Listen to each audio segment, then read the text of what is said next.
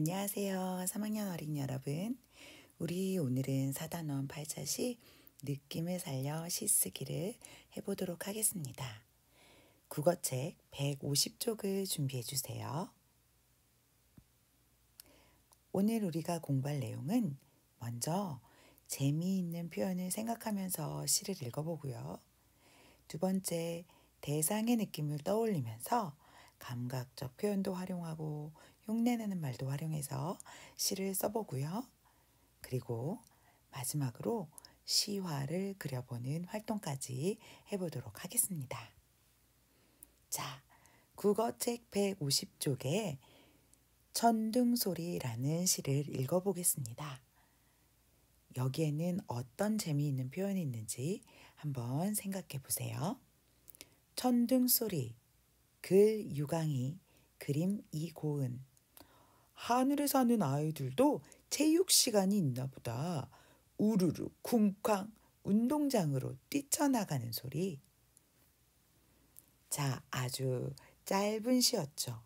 그런데 이 시는 제목을 천둥소리라고 하면서 천둥소리에 대해서 쓴 시지만 천둥이 칠 때를 체육 시간으로 비유를 하면서 이야 체육 시간이다 하고 뛰쳐나갈 때 내는 소리와 같다고 표현을 했습니다. 자, 이 시의 표현 방법에 대해서 친구들은 이런 이야기를 했어요. 말하고 싶은 내용을 길게 쓰지 않고 짧은 시에 담아서 전달을 했다는 친구도 있었고요. 천둥소리를 하늘나라 아이들이 운동장으로 뛰쳐나가는 소리처럼 표현을 했다는 점에서도 재미를 느꼈다고 할 수 있어요. 소리를 흉내내는 말을 사용해서 실감나게 감각적으로 표현을 하기도 했어요. 자, 여러분은 어떤가요? 천둥소리의 표현 방법에 대해서 어떤 생각을 했나요? 우리가 4단원에서 배운 감각적 표현을 사용해서 마치 천둥소리, 우르르 쿵쾅 아이들이 운동장으로 뛰어나가면서 내는 소리가 귀에 들리는 떠오르는 듯한 그런 느낌을 표현을 한 시라고 할 수 있겠죠. 여러분도 이렇게 천둥소리처럼 어떤 대상에 대해서 재미있는 표현, 감각적 표현을 사용해서 시를 쓸 수 있을까요? 네, 우리가 시를 쓸 때는 어떤 대상에 대해서 쓸 수도 있고 어떤 경험에 대해서도 시를 쓸 수 있어요. 그래서 어떤 대상에 대해서 쓸 때는 내가 평소에 관심을 두고 좋아했던 것을 가지고 시를 쓰면 좋고요. 인상 깊었던 일을 시로 쓰면 더 재미있고 간결한 표현이 나올 수도 있습니다. 자, 이제 무엇에 대해 시를 쓸지 생각을 해보고요. 생각을 다 했다면 그 대상에 대해서 자세히 관찰해 보도록 합니다. 자, 이 친구들은 사과에 대해서 글을 쓰기로 했나 봐요. 그래서 사과를 잘 관찰하고 그 느낌을 이제 정리를 해봐야 되겠죠? 자, 대상을 떠올리고 느낌을 정리할 때는 우리 5가지 감각으로 활용할 수 있다고 그랬어요. 예를 들어서 우리 교실에 대해서 시를 쓴다. 우리 교실을 본 느낌은 어떤가요?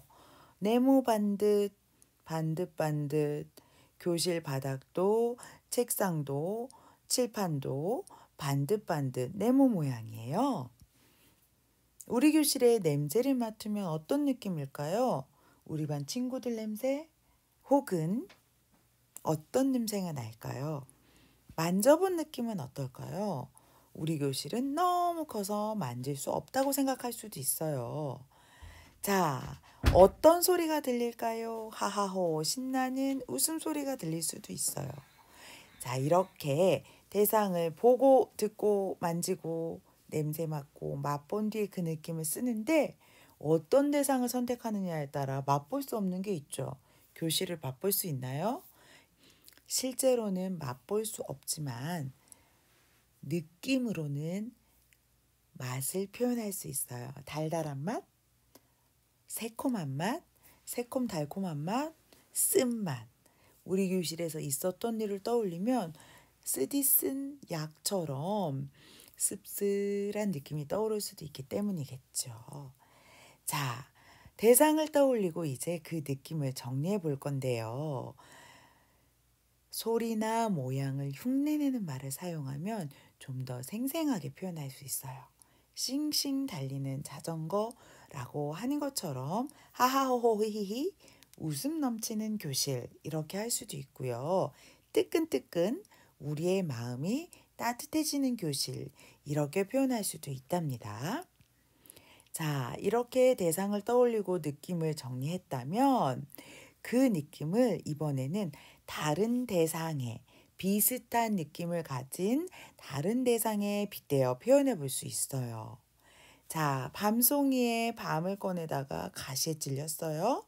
따끔따끔 고슴도치처럼 따가운 밤송이라고 표현할 수가 있겠죠. 우리 교실을 표현할 때는요. 놀이터처럼 웃음이 넘치는 교실이라고 표현할 수도 있고요. 엄마 품처럼 따뜻한 우리 교실이라고 표현할 수도 있어요.